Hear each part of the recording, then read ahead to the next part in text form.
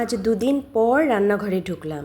এই দুদিন এত জ্বরে পড়েছিলাম, যতই শরীর খারাপ থাকুক ঠাকুর পুজো দেওয়া, রান্না করা, বাসন মাজা, এই তিনটে কাজ আমি করতে পারতাম কথাটা শুনতে কেমন লাগছে, মানে জোর করেই হোক আমি শরীর অসুস্থতা নিয়েই করবই। শনিবার দিন যে ভিডিওটি আমি এডিট করেছিলাম সেই ভিডিওটি আমি ছাড়তেই পারিনি, কারণ এই দুদিন আমার হাতে মোবাইলটা পর্যন্ত ছিল না, মানে ধরার ক্ষমতাই ছিল না, এতটাই নিস্তেজ হয়ে পড়েছিলাম।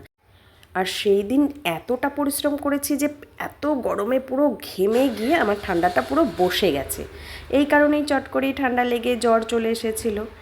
আজ হলো মনসা পুজো। সন্ধেবেলায় গিয়েছিলাম আমাদের পাড়ায় এক বাড়িতে, দীর্ঘদিন ধরে মা মনসা পুজো হয়ে আসছে। রান্না করার সময় যখন ঢাকের বাড়ির আওয়াজ কানে আসছিল তখন মনে হচ্ছে কখন সন্ধে আসবে, গিয়ে মাকে দেখব। আর মায়ের রূপ দেখে দেখো কতটা শান্তি লাগে। সন্ধেবেলায় এসে মাকে প্রণাম করে এখানে বসে খাওয়ারও, প্রসাদ খাওয়ার ব্যবস্থা করেছিল, কিন্তু যেহেতু আমাদের তিনজনেরই ভীষণ জ্বর ছিল তাই প্রসাদ নিয়ে চলে আসলাম বাড়িতে। আর আজকের প্রসাদে ছিল খিচুড়ি, আলুর দম, তার সাথে ছিল মিষ্টি।